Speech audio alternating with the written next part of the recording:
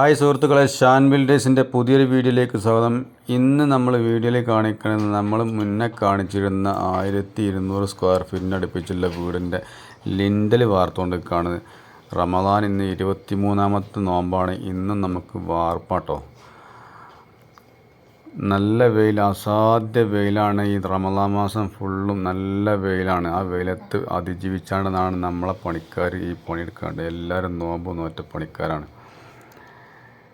നമ്മൾ നേരത്തെ തീരണം എന്ന് കരുതിയിട്ട് ഒരു 12:30 മണിയാകുമ്പോൾ നമ്മളെ വാർപ്പ് കഴിയുന്ന രീതിയിലായിട്ടാണ് നമ്മൾ സെറ്റ് ചെയ്തത്.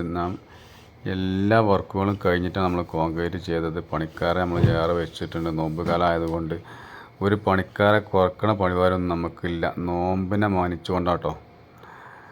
നമ്മളൊരു 12:30 മണി ബാങ്ക് കൊടുത്തപ്പോൾ നമ്മളെ വാർപ്പ് കംപ്ലീറ്റ് കഴിഞ്ഞിട്ടുണ്ട്. ഒരു 35 ചാക്ക് കോൺക്രീറ്റ്, അതായത് ACC 35 ചാക്ക് സിമെൻറ്റ് നമ്മൾ ഇറക്കിയിരുന്നു.